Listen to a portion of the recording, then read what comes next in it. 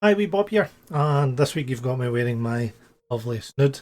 So I've been practicing drawing hands, so I actually can still see the marks on my hands where I was drawing the lines to try and measure out how far my fingers go. And that's not really going to be what this video is about. It's going to be kind of tips on hands, because I looked and there's hundreds of videos on how to draw the hands from any angle. So we'll get into this. I'll show you me drawing my hands, trying to draw the bones. Sadly, hands are one of the most complicated things to draw, which is why in a lot of my drawings there are no hands. And even the professional artists, their hands are terrible looking. Tip 1 is basically your hands are going to suck. You may as well get that into your head just now. Regardless of how much you do this, initially you're just going to suck at drawing hands. Most of the hands I've drew have been terrible little cloth, something like that. Or like a monster's claws, and just look terrible, or big sausage fingers, and it just doesn't look these delicate hands that you see fine artists taking hours and hours to draw. And it depends what type of art you're going to do. So if you're going to do fine art, you're going to have to really get into the anatomy. For me, I'm more interested in comic book type poster drawing, where the hands are a wee bit further away from the camera and I don't need much in detail. If I need detail, then I could go in, but for the most part my hands are going to be little stumps, kind of like little claws, a little crab. And you've got to decide at the beginning, not at the beginning, but you've got to decide to start off with what kind of hands are you going to go for. And I would suggest that you start with the kind of comic book block hands rather than trying to draw in detail hands. But if you are going to go down that road, you really want to start doing anatomy sketches and studies, and I did a wee bit of that with the bone structure, which actually really did help. So tip 2 is look at the bones. You might think I'm never going to draw bones unless I'm drawing a skeleton, but one of the things I didn't realise when I was drawing the bones was it would give me a good indication on the angle that the finger would come off at if you've got your palm kind of lying flat like that. And this bone structure in here, which I think's got 8 bones in it, and then you've got a bone up to the knuckle, and then another 3 bones your fingers, which you obviously can third that to give you your hand distances. Or you can use this circle, and it's about 2 circles to the knuckles, and then about another 2.5 circles to the end of your fingers, depending. Again, if you're going for abnormal hands, then you're going to draw your fingers longer. If you're like Vecna from Stranger Things, then your hands are going to be big and claw-like. No spoilers here. I've been looking at Andrew Loomis, I've been looking at how to draw comic book art, how to draw simple anatomy, and my head just isn't getting round about their methods. And every time you look at their pages, it's like, oh, here's the structure of the hand, here's the back of the hand, here's the front. Now, if you want to do dynamic poses, you need to practice, and it gives you all these lovely dynamic poses that have got no structure to them, no formula to them, and that's why hands are so difficult. It's not like a nose, which I can draw fairly quickly.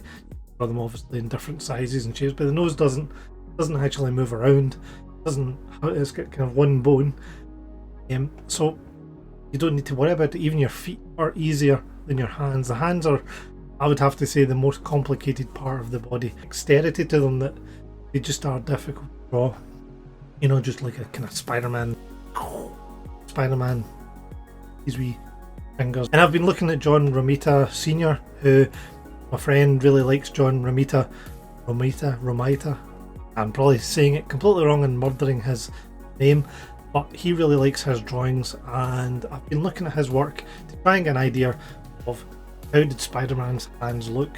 And even when you look at John Romita's work, his hands are terrible in some pictures, good in others. For the vast majority of the time, they display the requirement that they need to show. And that's tip number 2, if I've done any other tips before that.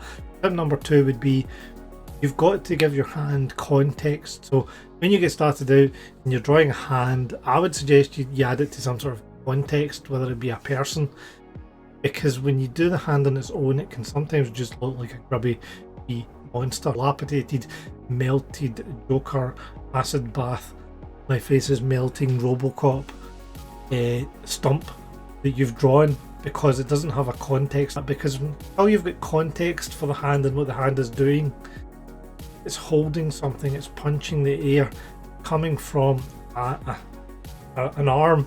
You've actually got it attached to the arm. It's not just like a wee floating hand. It's not like the Addams Family and we've got this wee thing coming across your screen. Thanks to everybody who's been watching along and enjoying the channel. Thanks to everybody who's subscribing and liking and all that stuff. It's really appreciated. So tip 4 is the one tip that nobody wants to hear, and that is go away and practice hands. Because you want to go away and practice good hands, you don't want to go away and practice sausage hands. And so if we come on to Krita, which I'm using this week, I had done some of this stuff with the bones and started to draw these bones in. And a good tip that I seen on another video was about the hands and starting the fingers looking at this point on the hands and then just thirding the hands to get to the end. Obviously each finger's slightly different in length, so I was wanting the kind of middle finger to be bigger and the other two either side are almost equal, and the wee finger's usually smaller. Mine's is quite long here, it might even be smaller than that. So practice, unfortunately, is the way to go, because you can spend as long as you want doing studies of the anatomy and trying to come up with, and this is what I was doing, I was spending a lot of time trying to get the lengths correct, so that if I was drawing from my head I could think, okay, how to do this from a kind of mathematical point of view. Is it a third? Is it 2/3? How does this go? But like I said, if you look at most of the comic books, you'll find that they're drawing them with context, which I think makes a massive difference. If we take, for example, a movie poster, and up here I would draw a wee hand up here. If we take, for example, this hand here, which is from a movie poster, there's no context to it. It just looks, you might not even know what that is. I mean, as a hand. And there's the other hand, which again, without a context, it looks kind of plain, it looks kind of boring. But when you add it to a context, which is a movie poster, The Evil Dead, in this case, you've got an expression of the face, you've got something bad happening, it's got a context to it. It just makes the hand much more expressive. And hands are one of the most expressive parts of the body. We use it when we're telling stories, we lift our hands up to the cameras, and it's the same with drawing. Don't get too dismayed with just drawing hands on their own, because it does get a wee bit tiring, and we'll go on to tip 5 at the end of this, which is where I talk about kind of how to keep your motivation up. So we want to look at the structure of the hand and try and get it down to the basics. And like I said, there's millions of videos out there about this, in terms of making the hand into a kind of square with a kind of little flipper to begin with the thumb coming off. So if we look at some of the examples of really bad hands that I was showing you earlier on, and this is from Fallout 4, I think it is, the concept art. And so concept artists get away with murder. I mean, this hand here is an example, a really good example of what is this finger, because it doesn't exist. The thumb doesn't come out of this part of your hand, it comes off, and there's a dark part of your hand here in this space here, and your thumb would come out and round more kind of like that. It's not going to sit at this weird angle. It's like an extra finger that they've added in, and this here just looks like a big sausage that's just fell out the frying pan. I mean, overall the hands are okay, but if you want to go in and look at detail, you've got to add the detail in of the hand and these bones that come up. And this is where the anatomy matters, because that's how the shadowing happens across the back of the hand. And over here we've just got a flipper that they've drew, and it could be that they've been stuck with time. The wrist here looks like somebody's, maybe a bee has stung it, and you know, just a wee bee's come in here and went way and stung his wrist, and it's blew up into a big monstrous blobby wrist.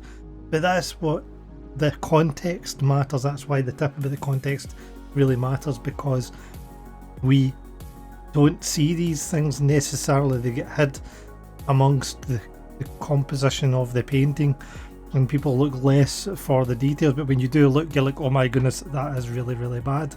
I'm pretty sure he is, and there should be a thumb somewhere in here trying to kind of grip onto her. So again, that's where you've got to look at what side of the hand that you're trying to show. Let's move across here.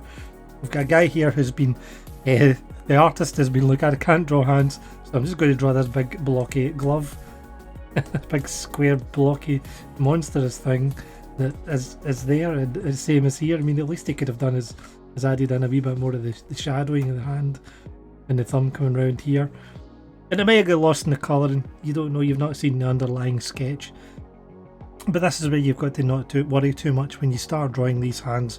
They never are going to look good, and even when you've been drawing for a while, they still might not look good. This girl's wrist, again, she also has been stung by a bee.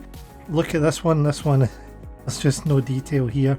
These fingers coming round, and I'm not overly convinced on the proportions of the hand, but you never know. That's part of the problem, is the artist isn't focusing in on the hand, and that's where you've got to make your decision. Am I here to draw real fine detail hands, or am I here to draw an expression? Because I look at this drawing and I'm like, whoa, that's a really cool drawing. I don't look at it going, oh my goodness, look at his hands. So yeah, if we look at Spider-Man, I mean, and if this is Romita, he's really quite amazing at his hand work. There's no thumb here because it's hidden, and you can tell that she's holding on to this scarf that's coming around her neck. This is an expressive hand here, just with the line of the palm, and there's not a great amount of detail there, and that's where you've got to practice what is enough detail to show the expression that I'm trying to do. He's putting this jacket on the girl. In the case of the phones, we've got a hand coming across here. Now, if that artist wasn't comfortable with hands, he would maybe have just deleted that hand and had her just holding on to the phone with her head, and a lot of artists do that. I mean, if I go back to some of these previous drawings, for example, here there is no hand detail here. Where else have we've not get the hand here is totally hidden, because the artist is like, I don't want to draw the hands. This hand is like, oh my goodness, this one's been stung by a bee, and then the swelling has went down and we've been left with these things that could easily be squid. Maybe like a wee squid with one eye and a wee smile. If you were to take away all the context of this, you're left with something that looks like a Jenga puzzle. So how can you draw hands in isolation? Because that could either be a coiled up snake, it could be a bunch of books, it could be some slugs sitting on top of each other. So tip number 5 for me, and I'm going to play a wee bit of a video, is when you've finished doing your hand practice, go back to doing something that you enjoy doing, and for me that's kind of portrait sketching. So I did some scribbles of faces, made some sort of weird thing, and enjoyed just spending a bit of time drawing. So tip number 5 is, don't get too bogged down. If hands aren't working out for you, start drawing the arms. Go for an easier part of the body. Go for your how the body stands and the weight movement. Go for something that makes you happy, something that's a wee bit easier, and then bring the hands into your drawing gradually, and still realizing that in a lot of cases they're just not going to look right, and they are a really difficult thing to draw, and it's okay to be bad at drawing hands and still be a brilliant artist. Thank you for watching, and Wee Bob is out.